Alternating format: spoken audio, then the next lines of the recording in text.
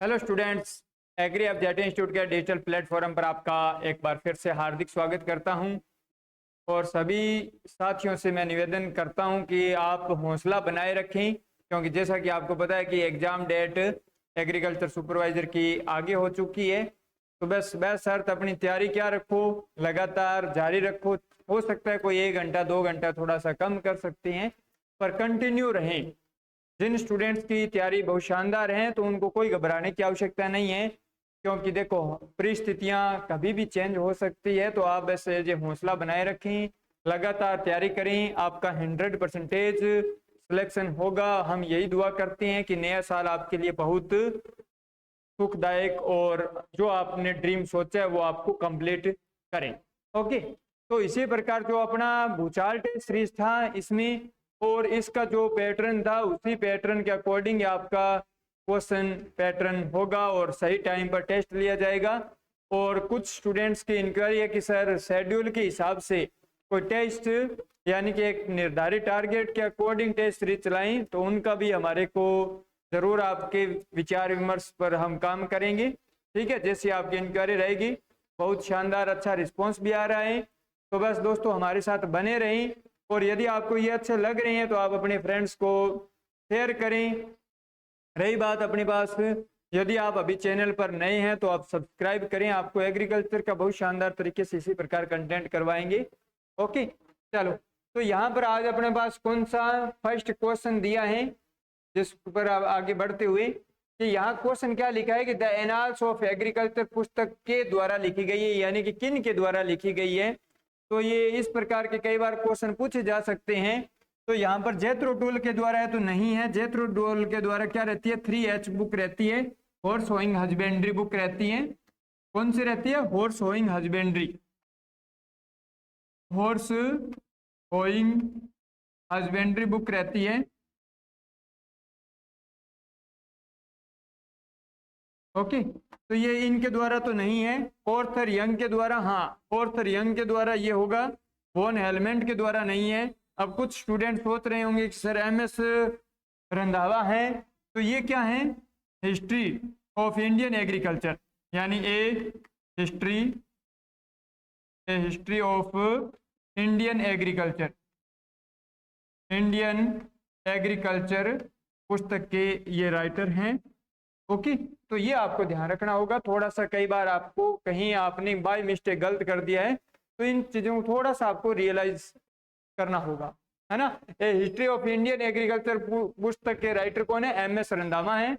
और the annals of agriculture पुस्तक के द्वारा यानी किसके द्वारा लिखी गई है, ऑर्थर यंग के द्वारा लिखी गई है। ओके, चलो बात करते हैं नेक्स्ट। अपने पास कौन सा क्वेश्चन है, ए रेनी डे यानी कि एक वर्षा का दिन कहलाता है जब 24 घंटे में वर्षा प्राप्त हो।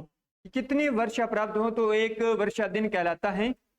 तो अपने पास यहाँ देखो, अपने पास क्या लिखा है, 2.5 mm से यानी मिलीमीटर से, 3 मिलीमीटर से अधिक, 5 मिलीमीटर से या 1 मिलीमीटर से। यानी कि इसका अपने पास राइट आंसर क्या होगा, 2.5 mm से अधिक। 2.5 mm से वर्षा जब अधिक हो पिछले 24 घंटे में तो क्या कहलाता है, एक रेनी डे कहलाता है। यदि आपसे क्वेश्चन दिया जाए कि agricultural rainy day, agricultural rainy day कब कहलाता है, तो जब वर्षा कितनी हो, 5 mm से क्या हो, ज्यादा हो। यानी पिछले 24 घंटे में यदि 5 mm से ज्यादा हो तो एग्रीकल्चरल रेनी डे कहलाता है। ओके, अब यदि बात करते हैं कि औसत वार्षिक वर्षा कितनी रहती है राजस्थान की, राजस्थान की औसत वार्षिक वर्षा,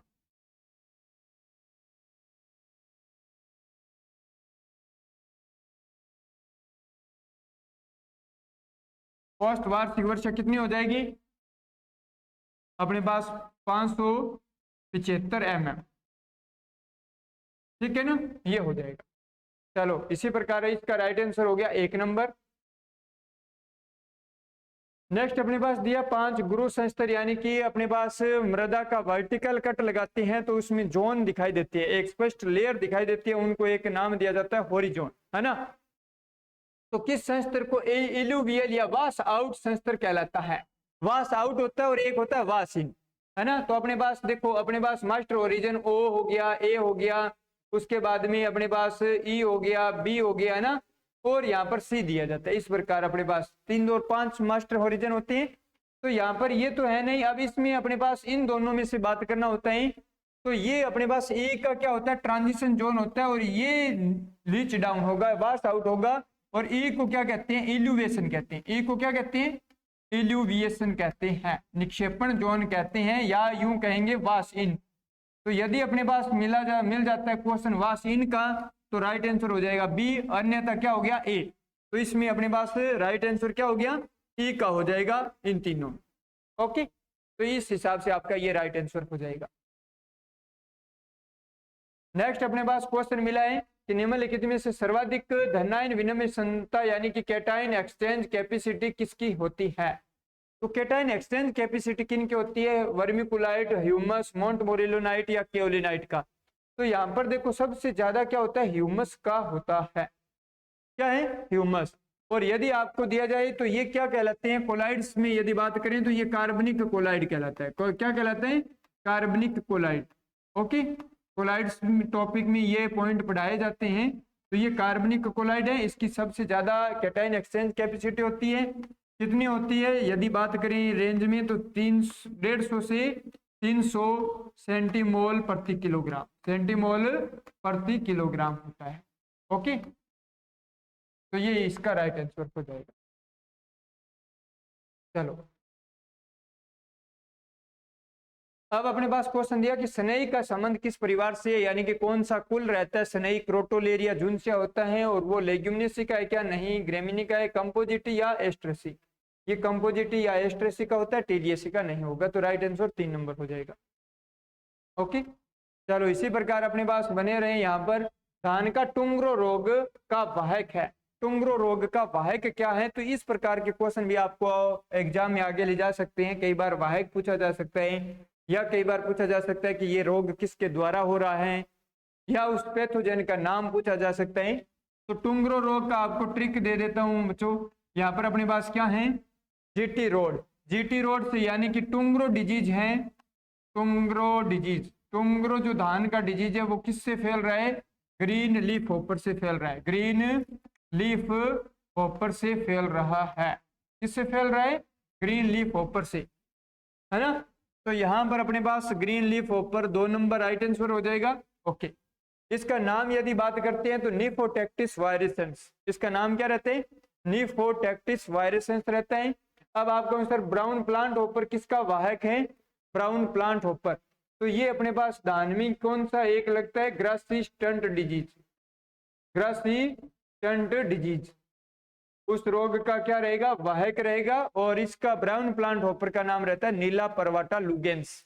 क्या रहता है, नीला परवाटा लुगेंस नाम रहता है। तो किसी ने सफेद मक्खी, सफेद चिंटी ये नहीं करना है, राइट आंसर इसका हो गया।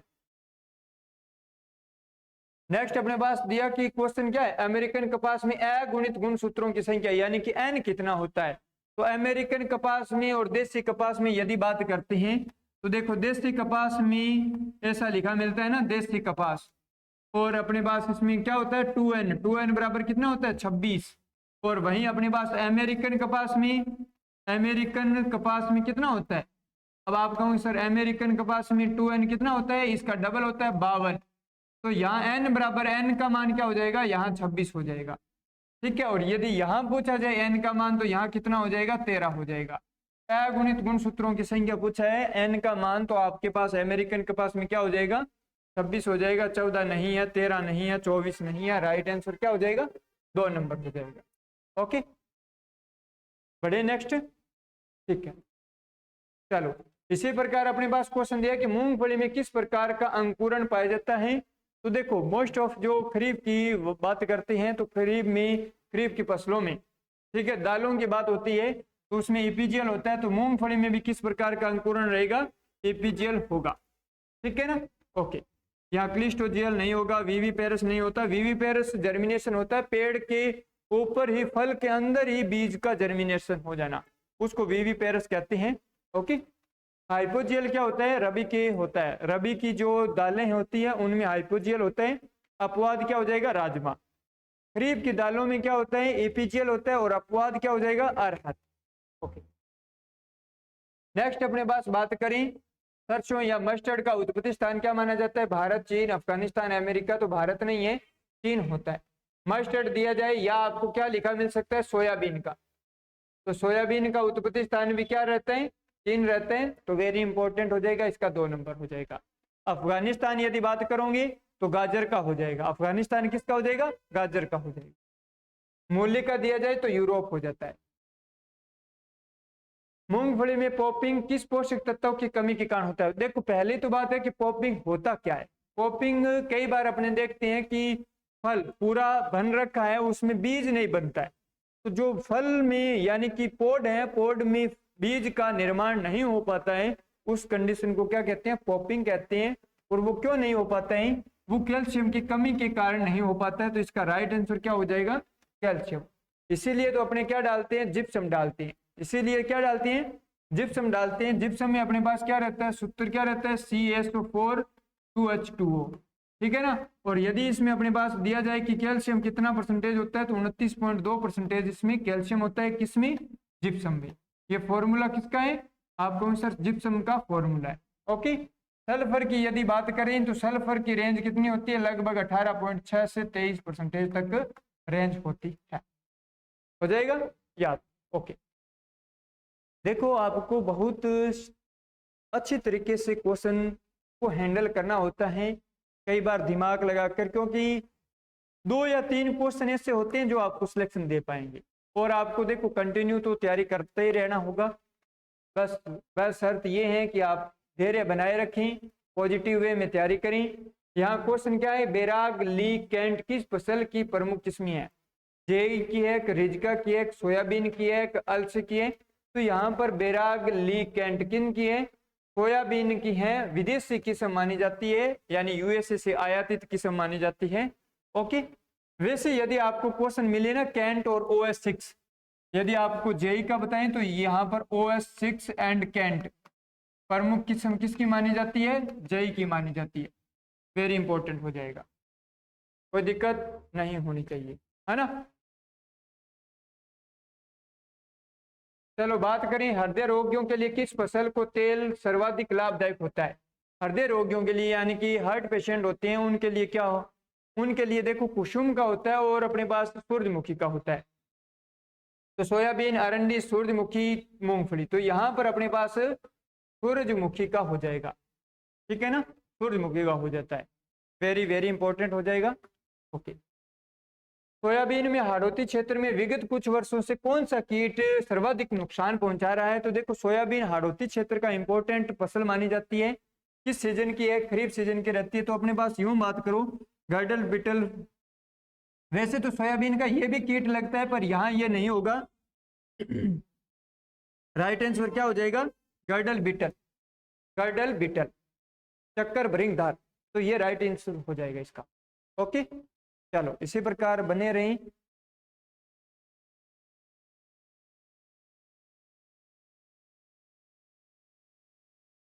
नेक्स्ट अपने पास बात करें CAM। CAM यानी कि केम। यहाँ क्या दिया है? केम प्लांट दिया है। ओके। तो केम वर्ग के पौधों का उदाहरण क्या है? तो केम का या तो आपसे स्टूडेंट्स फुल फॉर्म पूछा जा सकता है, क्रेसुलेशन एसिड मेटाबॉलिज्म। इसको क्या लिखा मिल सकता है? क्रेसुलेशन, क्रेसुलेशन एसिड मेटाबॉलिज्म, एसिड मेटाबॉलिज्म। ठीक है ना, ये फुल फॉर्म पूछा जा सकता है। उसके बाद में देखो इनमें आपको ध्यान रखना होगा कि इनमें रंध्र होते हैं, पत्तियों के रंध्र होते हैं ना, वो रात में खुलते हैं, रात में खुलते हैं। ठीक है। और दिन में क्या रहती है?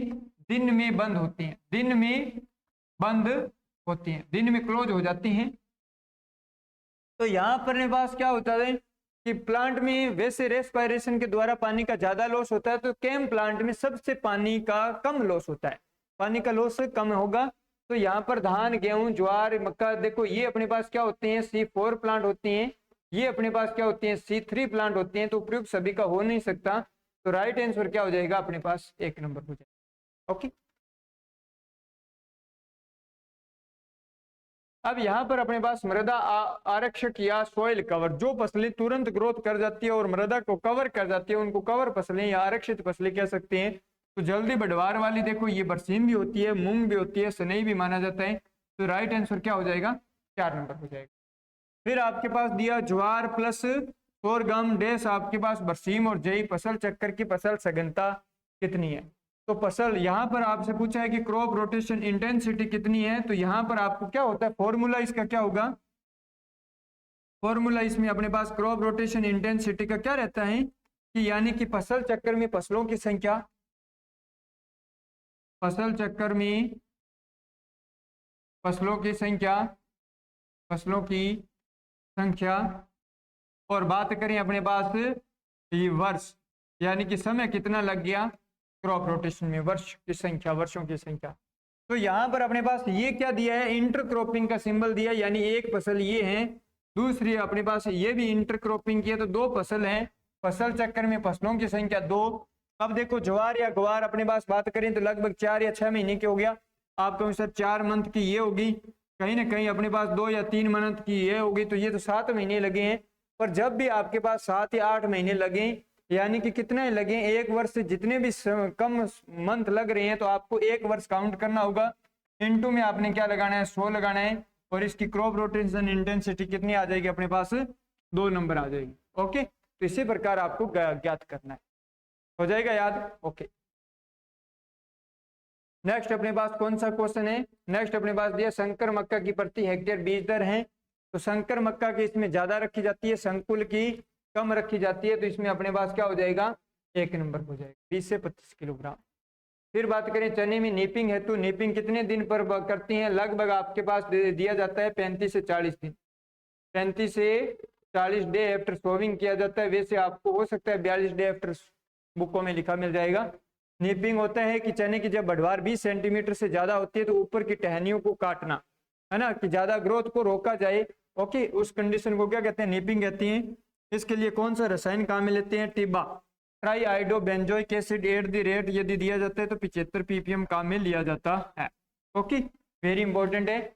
या अभी प्रैक्टिकली तौर पर किसान क्या करता है, तो भेड़ों का झुंड, भेड़ों के झुंड को क्या नाम दिया जाता है? फ्लॉक ऑफ शिप, फ्लॉक कहते हैं ना, तो फ्लॉक ऑफ शिप, यानी भेड़ों के झुंड को अपने पास से निकाल दिया जाता है खेत से जल्दी से, तो वो नेपिंग की क्रिया हो जाती है। ओके,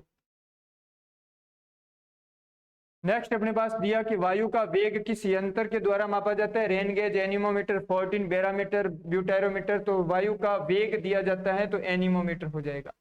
रेन गेज से क्या मापा जाएगा? वर्षा मापी जाती है। 14 बैरोमीटर से क्या मापा जाता है? वायु का दाब मापा जाता है। वहीं ब्यूटारोमीटर से क्या ज्ञात किया जाता है? दुग्ध में वसा प्रतिशत का निर्धारण किया जाता है। ओके, चलो अब अपने पास नेक्स्ट कौन सा क्वेश्चन दिया है?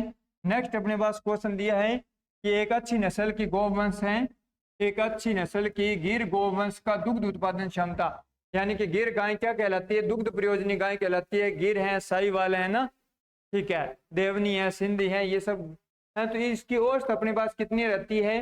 1000 से 2000 लीटर, 2 से 2500, 2500 से 4000, 5000 से 8000। देखो ये दोनों ऑप्शन होने वाले नहीं है सर, इन दोनों में हमने रिस्क लिया था, तो ये आपके पास रिस्क लिया है, तो ये अपने पास 2 नंबर क्या हो जाएगा? राइट हो जाएगा। ओके, चलो अब नेक्स्ट अपने पास कौन सा क्वेश्चन है? नेक्स्ट आपका सर सिरोही नस्ल किस पशु की है? सिरोही किस पशु की नस्ल है ना? तो इस प्रकार के भी तो क्वेश्चन बनते हैं, तो जो नॉर्मल भी माने जा सकते हैं और हार्ड भी हैं। तो देखो सभी स्टूडेंट्स का और कुछ 12th बेस का लेवल रखते हुए ये क्वेश्चन आपको आपके लिए बनाए जा रहे हैं। कहीं आप सोच रहे होंगे कि आसान आसान क्वेश्चन है, तो इतना देखो जितना पेपर आसान लगता है उतना होता नहीं है। आपको एक वेल परफेक्ट प्लान के अकॉर्डिंग तैयारी करनी होती है। तैयारी करने के बावजूद में टेस्ट सीरीज भी आप किस प्रकार हैंडल करते हैं, बहुत इंपॉर्टेंट रोल निभाया जाता है टेस्ट सीरीज के अंतर्गत। और ऑफलाइन और ऑनलाइन का काफ़ी डिफरेंस रहता है, तो इन क्वेश्चनों को इतना आसान मत समझें। सिरोही किस पशु की नस्ल है? बकरी, घोड़ा, ऊंट, भेड़। आपको देखो पहली प्रायोरिटी बात यह है कि चारों ऑप्शन पढ़ना बहुत जरूरी रहता है। कोई भी आप कंपटीशन दें, चाहे बैंक लाइन का दें, चाहे आप एग्रीकल्चर लाइन का दें, चाहे आप आर्ट लाइन का दें, आपको जो भी कंपटीशन दे रहे हैं उसमें एग्जाम को बहुत ध्यानपूर्वक पढ़ना होगा। भेड़ का वैज्ञानिक नाम यानी कि यहाँ पर साइंटिफिक नेम पूछा या जूलॉजिकल नेम दिया जाता है तो बोस टार्सस क्या रहता है, बोस टार्सस विदेशी गाय का होगा तो ये तो नहीं है, ओविस एरिस भेड़ का हो जाएगा, कैप्रा हिरकस किसका रहता है, बकरी का, तो ये इसमें अपने पास राइट आंसर हो जाएगा, है ना। ओके, भारतीय बकरियों में सबसे बड़ी नस्ल कौन सी मानी जाती है, तो सिरोही है। यहाँ भी अपने को ये क्वेश्चन हैंडल हो जाएगा, कई बार सपोज दैट इस प्रकार का क्वेश्चन अपने पहले नहीं कर पाते हैं तो उनको स्किप कर दीजिए, क्योंकि जब तक आप हो सकता है 100 क्वेश्चन पूरा पढ़ेंगे तो 1 या 2 क्वेश्चन आपको ऐसे मिल जाएंगे जो आप पहले जो नहीं कर पा रहे थे वो बाद में कर दोगे। ओके चलो, तो यहाँ पर सिरोही है, जमुनापरी है, जकराना है, मारवाड़ी है, तो यहाँ पर अपने पास सबसे बड़ी नस्ल क्या कौन सी मानी जाती है, जमुनापरी मानी जाती है। ओके, या इसको जादुई बकरी कहा जा सकता है ना। जकराना है वो दुधारू नस्ल मानी जाती है, बकरियों की 5 से 6 लीटर प्रतिदिन दूध देती हैं। ओके, नेक्स्ट अपने पास दिया है कि रट या मस्त अवस्था किस पशु में देखने को मिलती है ना। तो रट या मस्त अवस्था किस पशु में देखने को मिलती है, ये ऊंट में देखने को मिलती है। ओके चलो, बात करें प्रताप धन नस्ल संबंधित है, यानी प्रताप धन नस्ल का पूछा है ब्रीड से रिलेटेड, तो ये मुर्गियों से है कि बकरी से है कि भेड़ से है कि गाय से, तो ये अपने पास किससे रहती है, मुर्गियों से रहती है। ओके ठीक है, भेड़ों की नस्लों में कौन सी नस्ल राजस्थान के उदयपुर क्षेत्र में बड़े पैमाने पर पाई जाती है, तो देखो उदयपुर में ज्यादातर मोस्ट ऑफ भेड़ की दिया जाता है, तो कौन सी दुधारू नस्ल मानी जाती है, चोकला है, मालपुरा है, सोनाड़ी है, नाली है, तो सोनाड़ी माना जाता है, ये दुधारू भी है, और इसका अन्य नाम क्या रहता है, चरणोत्थर या चरणोत्थर लिखा मिल सकता है। ओके, तो ये अपने पास ध्यान वेरी इंपॉर्टेंट है, मेवाड़ भी लिखा मिल सकता है या उदयपुर लिखा मिल सकता है। नेक्स्ट अपने पास कौन सा क्वेश्चन है, निम्न में से कौन सी प्रजाति बकरी की नहीं है, यानी कि बकरी की नस्ल नहीं पूछा है, तो कश्मीरी तो बकरी है, बीटल बकरी है, बीटल के नर में क्या पाई जाती है, दाढ़ी पाई जाती है, बारबरी भी तो है, बकरवाल है, वो अपने पास किसकी है, भेड़ की है, किसकी है, भेड़ की नस्ल मानी जाती है।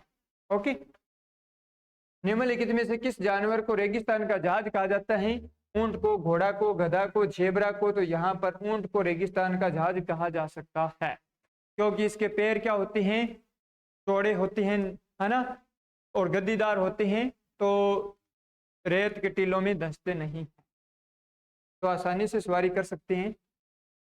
नेक्स्ट अपने पास दिया, अजमेर जिले में भैंस पालने हेतु कौन सी नस्ल की सिफारिश की जाती है अजमेर में, ठीक है ना, तो यहाँ पर सुरती काक, नीली रावी काक, जाफराबादी काक, मुर्रा का, तो मुर्रा का रहता है, ये अपने पास पंजाब, हरियाणा और राजस्थान का उत्तर पूर्वी हिस्सा मान सकते हैं, और दिल्ली का कुछ क्षेत्र मान सकते हैं, तो मुर्रा का उत्पत्ति स्थान मान सकते हैं, तो यहाँ पर अजमेर में ज्यादातर मुर्रा नस्ल देखने को मिलती है। निम्न में से दुधारू गाय की नस्ल कौन सी है, हरियाणा है कि नागौरी है कि साहिवाल है कि मेवाती है, तो यहाँ पर साहिवाल हो जाएगा, गिर है, साहिवाल है, देवनी है, सिंधी है, राठी है, ये सब किस में आ जाती है, दुधारू नस्लों में। नेक्स्ट अपने पास कौन सा क्वेश्चन है कि मुर्गी के मांस को कहा जाता है, मुर्गी के मांस को क्या कहा जाता है, तो आपको ध्यान रखना होता है कि चेवन कहते हैं, चिकन कहते हैं, कि व्हील कहते हैं, कि ये मटर नहीं है, मटन होता है। ओके चलो, तो यहाँ पर अपने पास मुर्गी का दिया है, तो मुर्गी के मांस को क्या कहते हैं, चिकन कहते हैं, चिकन कहते हैं। तो यहाँ पर अपने पास देखो मुर्गी का मुर्गी वाले को क्या कहते हैं, मुर्गी को कहते हैं चिकन, है ना। अब यहाँ पर यदि दिया जाए बकरे का, तो बकरे का आप कहूंगी सर चेवन, क्या हो गया, चेवन। गाय का, गाय के मांस को क्या कहते हैं, बीफ, और भैंस के मांस को, भैंस के मांस को क्या कहते हैं, बफन, ठीक है ना, या क्या लिखा मिल सकता है, केरा बीफ, ठीक है। और यदि अपने पास गाय में बात करें तो नवजात बछड़े का, नवजात का पूछा जाता है तो क्या होता है, व्हील, ठीक है। यदि आपसे पूछा जाए कि भेड़ का, तो भेड़ का क्या होता है, मटन, बकरी का हो गया। ओके, यदि सुअर का पूछा जाए तो सुअर का आपके पास आप कहोगे सर पोरक, ठीक है। और नमकीन मांस को क्या कहते हैं, बेकन दिया जाए, ये अपने पास इस प्रकार आपको ध्यान रखना होता है। रामपुर बुशायर किसकी नस्ल है, गाय, भेड़, रामपुर बुशायर किसकी नस्ल है, भेड़ की नस्ल मानी जाती है, वेरी इंपॉर्टेंट है, इस प्रकार के क्वेश्चन मिलेंगे आपको। ओके चलो नेक्स्ट अपने पास है कि कौन सा, लंबे लटकते कान, रोमन नाक, छोटे समतल सींग, बड़ा आयन तथा लंबे थन किस बकरी की मुख्य विशेषता रहती है? जमुनापरी, बारबरी, नेलोर और बीटल की बात करें तो रोमन नाक, छोटे समतल सींग, ये सब किन की विशेषता रहती है? बकरी की रहती है। नेलोर दिया जाता है, वो नेलोर सबसे ऊंची होती है, सबसे ऊंची होती है ना। ओके, तो अपने पास बात करें अविकालीन भेड़ की नस्ल। अविकालीन, कालीन किससे बनाए जाते हैं? मालपुरा से बनाए जाते हैं। टोकला इंटू मेरिनो नहीं होगा। मारवाड़ी इंटू रेम्बुलेट नस्ल के मेरिनो नर होते हैं, ये भी नहीं होगा। मालपुरा इंटू में रेम्बुलेट से, तो ये अपने पास 3 नंबर हो जाएगा। मालपुरा इंटू में कराकुल नहीं होगा, इसका राइट आंसर हो जाएगा। यदि अविवस्त्र दिया जाता, अविवस्त्र होता तो चोकला इंटू में मेरिनो नर हो जाता। ये क्या हो जाता? अविवस्त्र, अविवस्त्र, ठीक है ना, ये ध्यान रखना होगा, वेरी वेरी इंपॉर्टेंट है। नेक्स्ट अपने पास क्वेश्चन दिया कि बध्यकरण के लिए कौन सा औजार काम में लिया जाता है? तो अपने पास जम्बोक, सुईक, बर्डिजो, कैंची। तो बर्डिजो कास्ट्रेटर काम में लेते हैं, बर्डिजो कास्ट्रेटर। क्या काम में लेते हैं? बर्डिजो कास्ट्रेटर, वेरी इंपॉर्टेंट हो जाएगा। ओके, नेक्स्ट अपने पास कौन सा क्वेश्चन है कि गलगोंटू यानी कि हीमोरेजिक सेप्टिसेमिया, हीमोरेजिक सेप्टिसेमिया से बचाने के लिए पशुओं में टीका लगाते हैं। कब लगाते हैं? जनवरी फरवरी में एक, मार्च अप्रैल में एक, अपने पास अगस्त सितंबर में एक, मई जून में। तो ये मई जून के महीने में इनसे लगाए जाते हैं। तो आप वैक्सीनेशन का भी तो आपको ध्यान रखना होगा, किस रोग में कौन कब वैक्सीनेशन किया जाता है। तो एक क्वेश्चन सिंपल मिलता है और उम्मीद कर रहा हूं कि इस बार आपको मिलने का 100% चांस मिलेगा। जो अब की बार जो सुपरवाइजर होगा, ये मान लो प्री डिकेशन यानी पूर्व अनुमान मान लेना, तो आपका 100% क्वेश्चन होगा। ओके,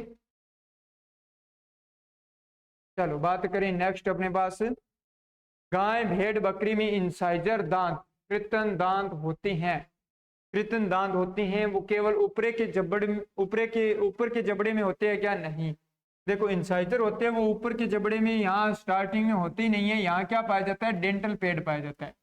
यहाँ क्या पाया जाता है? डेंटल पैड होता है ऊपर के जबड़े में। इंसाइजर गाय भैंस में इनमें होते ही नहीं है, केवल नीचे के जबड़े में, या ऊपर या नीचे दोनों के जबड़े में। तो यहाँ केवल नीचे के जबड़े में ही होते हैं, राइट आंसर हो जाएगा। ओके, तो यहाँ पर हो जाएगा। यदि दंत सूत्र दिया जाता है तो जैसे ऐसे अपने पास incisor upon incisor, canine upon canine, premolar upon premolar, और इस प्रकार मोलर अपॉन मोलर लिखा मिलता है ना। ओके, तो यहाँ पर अपने पास कभी भी आप चाहे स्थायी दंत सूत्र देखो चाहे अस्थायी देखो, गाय भैंस में ऊपर का क्या 0 ही लिखा मिलता है। क्यों? क्योंकि यहाँ होता है डेंटल पैड, यहाँ आपके पास मिलेंगे, है ना।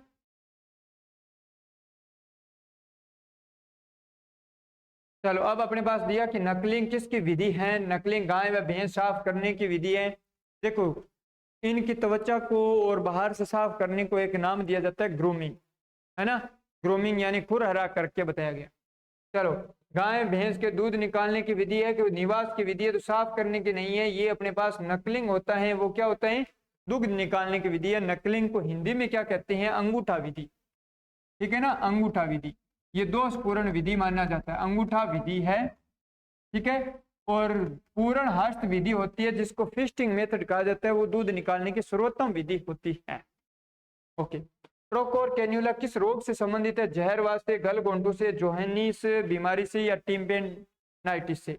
तो ये अपने पास देखो टिम्पेनाइटिस दिया जाता है, या आपके पास ब्लोएट लिखा मिलता है, या आप यूं कहोगे आफरा। जो आहार जनित है, कच्चा यानी कि ज्यादा कच्चा चारा होता है, जो हरा चारा होता है वो ज्यादा मात्रा में खा लिया जाता है, तो पशु क्या उसमें रूमेन में क्या गैस बन जाती है जिसको आफरा कहते हैं। तो उसके लिए ट्रोकोर कैन्युला क्या होती है? एक विशेष प्रकार की त्रिकोण सुई होती है जिससे अपने गैस निकाली जाती है। ओके,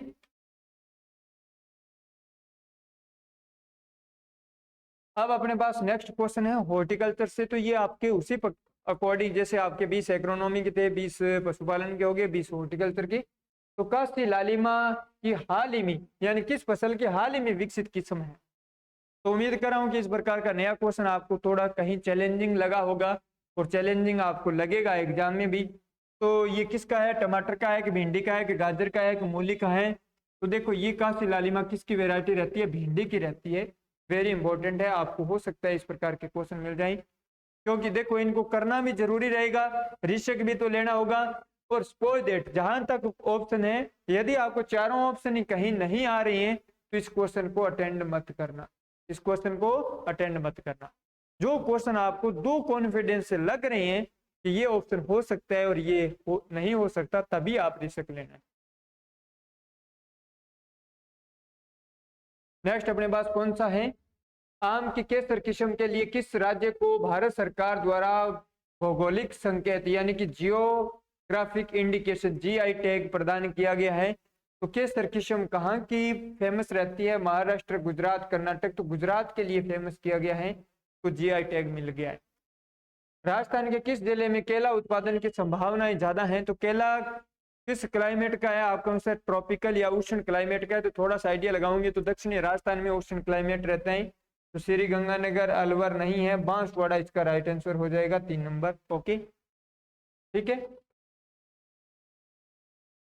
नेक्स्ट अपने पास निम्न में से कौन सा कंपोजिट या अथवा मल्टीपल फल है, कंपोजिट है ना। यहाँ पर आपको एग्रीगेट फ्रूट नहीं पूछा है, बील पत्तर है तो इसमें अपने पास फल, तो ये अपने पास पुलेंट रहता है तो ये नहीं होगा। स्ट्रॉबेरी क्या होता है, एग्रीगेट फ्रूट माना जाता है, एग्रीगेट यानी कि इसमें ओवेरी होते हैं तो वो बहुत सारी ओवेरी मिलकर काम करती है, तो एग्रीगेट फ्रूट है तो ये नहीं होगा। पाइनएप्पल करें या सीताफल करें, तो पाइनएप्पल रहता है इसका कंपोजिट फ्रूट का एग्जाम्पल। ओके ठीक है ना, वेरी इंपॉर्टेंट हो जाएगा। चैती गुलाब की खेती के लिए राजस्थान का प्रसिद्ध क्षेत्र कौन सा है, चैती गुलाब के लिए। तो चैती गुलाब के लिए अपने पास पुष्कर, अजमेर, खमनोर, राजसमंद, किशनगंज, बारां, बस्ती, जयपुर। खमनोर, राजसमंद।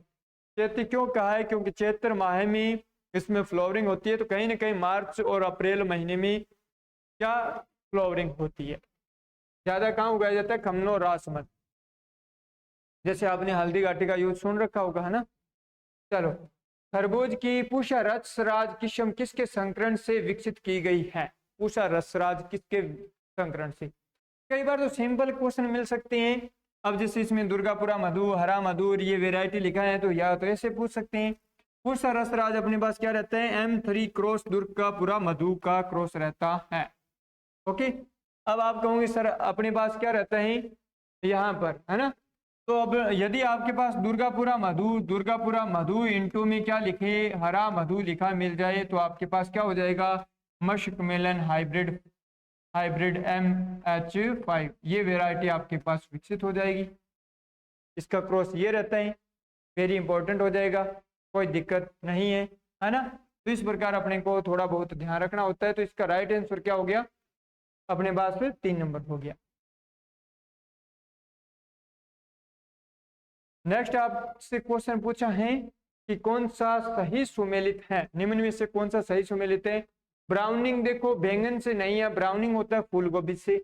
मिलारेडेंस है ना, मिलारेडेंस, या इसको अपने पास हैन एंड चिकन के नाम से भी, तो ये अंगूर का राइट रहेगा। बेंट नेक गुलाब का होता है डिसऑर्डर, गुलदाउदी का नहीं है। बटनिंग किस में है, फूल गोभी में होता है, तरबूज का नहीं है। तो राइट आंसर हो जाएगा 2 नंबर। चलो नेक्स्ट अपने पास क्वेश्चन कौन सा दिया है, नेक्स्ट अपने पास आंवला की कौन सी किस्म बनारसी किस्म से चयनित नहीं है। तो यहाँ पर Na5 अपने पास कृष्णा, Na6 अमृत, Na9 नरेंद्र, आंवला 5 ऐसे लिखा मिलता है। तो आपके पास बनारसी किस्म से चयनित नहीं है, तो इसमें अपने पास 2 नंबर Na6 अमृत नहीं होगा। ओके, आपको राइट कई बार स्टार पॉइंट दे रहा हूं। Na10 का विशेष ध्यान रखना कि बलवंत किस्म का नाम अन्य नाम क्या है, तो नरेंद्र आंवला 10 है। चलो, गुच्छा बनना यानी कि आप यूं कहें कि क्लस्टरिंग या यूं कहें झुमका, किस फल वृक्ष का दैहिक विकार है, अंगूर, आम, केला। तो ये आम का है, आम में क्लस्टरिंग ज्यादा होता है। गुच्छा, मुच्छा, माल फॉर्मेशन यूं कह सकते हैं ना। ओके, नेक्स्ट अपने पास कौन सा क्वेश्चन है कि अंगूर की अर्का कंचन एक पछेती किस्म है जिसका विकास के मध्य संकरण से, अर्का कंचन। अब कंचन यूं मानो कि शाही परिवार से बिलोंग करती है, ठीक है ना। तो अनाब शाही हो जाएगा इसका पहला ऑप्शन देखेंगे तो यहाँ पर ब्लैक चंपा, बेंगलोर ब्लू, तो अनाब शाही ये इसका क्या हो जाएगा, राइट होगा। शाही परिवार है तो वो किसकी तरह जीना पसंद करेगी, वो क्वीन की तरह जीना पसंद करेगी, है ना। तो अनाब शाही इंटू में क्वीन ऑफ वाइन यार्ड किसका क्रॉस हो गया, अर्का कंचन का क्रॉस हो गया, अर्का कंचन का क्रॉस हो गया, वेरी इंपॉर्टेंट है। या बेंगलोर ब्लू इंटू में ब्लैक चंपा दिया है ना, तो ये अपने पास क्या हो जाएगा, ये अपने पास अर्का श्याम का हो जाएगा। क्या किसका हो जाएगा, अर्का श्याम। अब श्याम में यूं याद करो कि श्याम का क्या था, श्याम को पहले अपने पास ब्लैक बोर्ड था तो उसको क्या कहते थे, श्याम पट कहते थे। तो इस हिसाब से अर्का श्याम का क्या हो गया, ब्लैक बोर्ड, तो ब्लैक बोर्ड। तो यहां पर अपने पास क्या हो गया, BBC कर देता हूं, ब्लैक बोर्ड ब्लैक चंपा। तो बेंगलोर ब्लू इंटू में ब्लैक चंपा हो जाएगा, बेंगलोर ब्लू इंटू में ब्लैक चंपा, तो ये अर्का श्याम हो गया, है ना, अर्का श्याम हो गया। तो इस हिसाब से अपने पास याद हो जाएगा। एक अपने पास देखो अर्का श्वेता रहता है, श्वेता, तो वो अपने पास क्या होता है, बेंगलोर ब्लू इंटू में थॉमसन सीडलेस हो जाएगा, है ना। और थॉमसन सीडलेस इंटू में बेंगलोर ब्लू करेंगे तो ब्लैक चंपा हो जाएगा। तो इस प्रकार आपको थोड़ा बहुत याद रखना होता है, वेरी इंपॉर्टेंट क्वेश्चन हो जाते हैं। चलो, लौकी बॉटल गार्ड में पुष्प खिलने का समय क्या रहता है, प्रातः का होता है, एक सायंकाल का होता है, एक अर्धरात्रि का होता है, एक दोपहर का होता है। तो सायंकाल का लगभग 5 PM या 6 PM होता है। ओके, अब यहां पर अपने पास क्वेश्चन नेक्स्ट कौन सा मिला है, निम्नलिखित में से कौन सी फसल पेडी फसल है। तो पेडी यानी रेटोनिंग फसल के, तो सब्जियों में रेटोनिंग आपको बताया था कि प्याज में होता है, बैंगन में, टमाटर में, लौकी में, तो बैंगन में होता है। यदि वैसे क्रॉप की बात करें तो रेटोनिंग किन किन में पाई जाती है, तो रेटोनिंग होता है गन्ना में, उसके बाद में यदि बात करोगे तो कपास में, है ना। इस प्रकार आपको ध्यान रखना होता है, गन्ना में हो गया, कपास में हो गया, और यहाँ सब्जियों में बात करें तो बैंगन में हो जाता है। हो जाएगा याद, ओके सर। चलो नेक्स्ट अपने पास कौन सा क्वेश्चन है, गुलदाउदी में डिश बडिंग यानी कलिकाओं को तोड़ना क्रिया किस माह में की जाती है। गुलदाउदी क्राइसैंथेमम में बात करें तो फरवरी, अप्रैल, अक्टूबर, दिसंबर। डिश बडिंग कलिकाओं को हटाना, क्योंकि ज्यादा अपने पास फ्लावर कलर हो, तो यहाँ पर अपने पास क्या रहता है, 3 नंबर हो जाएगा, अक्टूबर में। पुष्पा नन्ना, पुष्पा नन्ना एक क्या रहती है, म्यूटेंट वेरायटी रहती है, उत्परिवर्तित वेरायटी रहती है। तो की बोनी एवं उत्परिवर्तित किस्म है जिसे 1.25 इंटू में 1.25 मीटर की दूरी पर रोपण किया जाता है। तो यह पपीता की किस्म है, किस प्रकार की किस्म पूछा है। तो यहाँ पर अपने पास 1 नंबर तो क्वेश्चन ये बन गया कि पुष्पा नन्ना क्या है, म्यूटेंट वेरायटी है। 2 नंबर आपको स्पेसिंग ध्यान रखना होगा, इस स्पेसिंग से लगाई जाती है। 3 नंबर आपको ध्यान रखना है कि इस स्पेसिंग से लगाई जाती है। तो 6400 प्लांट प्रति हेक्टेयर लगाई जाती हैं, प्लांट प्रति हेक्टेयर लगाई जाती हैं। और 4 नंबर आपको मिलेगा कि ये कौन सी वेरायटी है, गाइनोडायोसियस है, मोनोसियस है, डायोसियस है, गाइनोमोनोसियस है। तो वेरायटी कौन सी है, ये डायोसियस वेरायटी है। ये कौन सी है, डायोसियस है। ओके, गाइनोडायोसियस नहीं होगा, बस इन्हीं 2 में तो ऑप्शन में गलती होने के चांस रहती हैं। ओके, नेक्स्ट अपने पास क्वेश्चन दिया कि आयरलैंड का अकाल आलू की पछेती अंगमारी के कारण होता है। तो सर जितना हमारे को आ रहा था तो उतना तो आपने क्वेश्चन में दे दिया, है ना। लेट ब्लाइट और पोटैटो के कारण हुआ था आयरलैंड का अकाल। घटना कब की थी बच्चों, घटना थी 1845 की, जिसमें लगभग 10 लाख लोग डाई हुए थे, है ना। तो इसी बीमारी का रोग कारक था, वो भी सर आपने बता दिया कि कवक है। अब कवक का नाम आपको ध्यान रखना था। तो यहाँ पर अल्टरनेरिया सोलेनाई तो होता है अर्ली का होता है, तो ये तो हुआ नहीं। आपने पूछा लेट का है, तो फाइटोप्थेरा इन्फेस्टेंस, ये 2 नंबर इसका क्या हो गया, राइट हो गया। ठीक है ना, ओके। यहाँ दिया आपको यहाँ क्या दिया है, सिंच वैसे होता है साइनक्राइट्रियम एंडोबायोटिकम, है ना। तो ये होता है एक फोमोप्सिस वैक्सांस होता है, ये अपने पास स्केब का होता है, स्केब ऑफ डिजीज का होता है ना। तो ये अपने पास इनमें नहीं है, तो कोई दिक्कत नहीं है। ओके, नेक्स्ट अपने पास निम्न में से किसे ब्लैंकेट फ्लावर की संज्ञा दी गई है या किसे कहा जाता है, डेंजी, जेंडुला, जीनिया, गेलार्डिया को ही कहा जाता है। Okay, 1 number very important question होगा। अधिक ढलान एवं उबड़ खाबड़ भूमि हेतु पौधरोपण की उपयुक्त ज्यामिति है। तो जिसमें ज़्यादा ढलान होता है, उबड़ खाबड़ होता है, तो वहाँ किस प्रकार के प्लांटिंग का मेथड अपनाया जाता है? षटभुजाकार नहीं, ये तो शहर के समीप महंगी भूमियों में अपनाया जाता है। वर्गाकार की अपेक्षा 15% इसमें प्लांट ज़्यादा लगते हैं, 2 ही पॉइंट ध्यान रखने होंगे। आयताकार का ध्यान नहीं है, यहाँ पर ट्राइंगल मेथड अपनाया जाता है। ओके, चलो नेक्स्ट अपने पास कौन सा क्वेश्चन है? खीरा का पूर्वज प्रजाति है, खीरा की पूर्वज प्रजाति कौन सी है, यानी प्रो एंसेस्टर या प्रोगामी कह सकते हैं। कुकुमस सेटाइवस, कुकुमस मिलो, कुकुमिस मिलो तो नहीं है। यूटिलेंसिस, ये तो अपने पास किसका हो जाता है? ककड़ी का नाम हो जाता है। ओके, बात करें कुकुमस ह्यूमी फ्रैक्टस या मेटोफिलेरस, ये भी अपने पास नहीं है। तो ये हार्ड विकी होता है। 1 नंबर इसका क्या हो जाएगा? वेराइटी का। वेरी इंपॉर्टेंट क्वेश्चन रहेगा, जब भी कभी आपको मिलेगा तो इस प्रकार का ही क्वेश्चन मिलेगा। निम्न में से कौन सी बेर की अगेती किस्म है? तो अगेती आपको मैंने थोड़ा सा क्लास में चेंजिंग करवा दिया था इस ऑप्शन में, तो यहाँ पर आपको मैंने कैथली करवाया था, तो इस हिसाब से आपको राइट आंसर करना था। सेब, उमरान, इलायची की बात करें तो यहाँ पर अपने पास सेब अगेती वेराइटी है, कैथली मध्यम हो गया, उमरान इलायची लेट वेराइटी हो गया। और इलायची में यदि बात करें तो इलायची बेर की सीडलेस वेराइटी मानी जाती है ना। और इलायची यदि और किसकी बात करें तो इलायची आम की भी वेराइटी रहती है। नेक्स्ट अपने पास कौन सा क्वेश्चन है कि वजन के आधार पर इसबगोल में बीज व भूसी का अनुपात होगा या होता है? तो यहाँ पर अपने पास देखो पहले सीड और भूसी दिया, तो भूसी इसमें क्या होता है बच्चों, ध्यान रखना होगा, ज्यादा होती है। और कंपेयर करें तो बीज क्या होता है? कम होता है। ठीक है, और ये अनुपात कितना होता है? कम होता है। तो यहाँ पर अपने पास भूसी कितना? 3, और यहाँ बीज 1। तो राइट आंसर अपने पास 1:3 के हिसाब से देखना होगा, तो ये 1 नंबर हो जाएगा। 1:, इसका रेशियो देखेंगे तो 1:3 हो जाएगा, ये राइट आंसर हो जाएगा। वेरी इंपॉर्टेंट क्वेश्चन है, गलती होने की कोई चांस नहीं होनी चाहिए। उम्मीद कर रहा हूँ कि ये सभी क्वेश्चन आपको बहुत अच्छी तरीके से समझ में आ गए होंगे। कोई 2 या 3 क्वेश्चन या 4 कोई डाउट होंगे, उनका आप घर बैठकर इसका एनालिसिस करो। और यदि आपके आज वाले एग्जाम में यदि आपके 48 क्वेश्चनों के यदि नंबर आप बचा लेती हैं तो मानकर चलना कि आप 100% सिलेक्शन के बहुत करीब हैं। शर्त ये है कि आप कंटिन्यू तैयारी बनाए रखें। ओके, ठीक है ना। उम्मीद करना कि आपका 100% क्या होगा? सिलेक्शन होगा। बस आप हमारे साथ बने रहें, जिस पैटर्न में हम आपको एग्जाम दे रहे हैं उसी अकॉर्डिंग आप तैयारी करते रहें। और जो बहुत सारे बच्चों का इंक्वायरी था कि सर आप शेड्यूल के अकॉर्डिंग, यानी कि अपने पास सिलेबस के पूरा सिलेबस का ना होकर थोड़ा सा टॉपिक वाइज टेस्ट रिस्टार्ट करो, तो उसका भी आपको जल्द ही हम नोटिफिकेशन प्रोवाइड करवा देंगे कि किस हिसाब से कितने टाइम में क्या होने वाला है। Okay, thank you students.